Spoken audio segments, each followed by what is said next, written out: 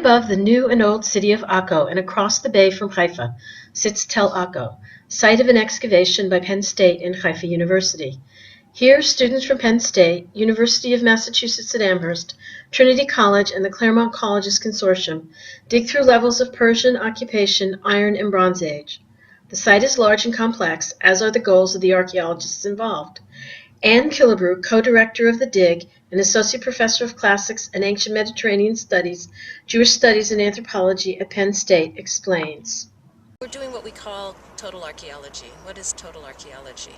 It's really trying to integrate all aspects of the past into our project. We're not only dealing with the past, but we're also dealing with the present and the future. Of course, we're digging, and that's a key component of our excavations. We decided to return to Moshe Dotan's excavations here, which he conducted between 1973 and 1989. And in part, one of our reasons was to attempt to publish the excavation results, which unfortunately he passed away before he was able to publish them. So that's one of our goals, is to really address and try to present and publish the previous excavations at the site. In addition, we have our own personal research goals. My research goals are the Phoenicians. Unfortunately, we know very little about the Phoenicians in their homeland, which is the coast of Lebanon and the northern coast of Israel. We know quite a bit about the Phoenicians outside of Phoenicia, but due to modern politics, the presence of modern cities over many of the ancient Phoenician sites, and later classical remains, it's been very difficult to get down to the Phoenician layers.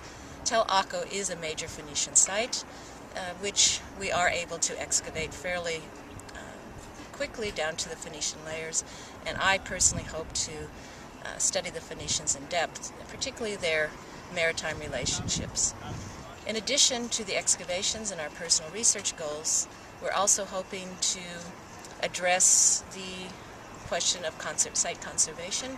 From day one, we've been working with the Israel Antiquities Authority, working hand in hand with them to, from the beginning, plan how to excavate the site and best preserve the ruins and the archaeological evidence for future generations. In addition, I feel that it's very important to train future archaeologists in archaeological practices. So we have an excavation course, a traditional field school.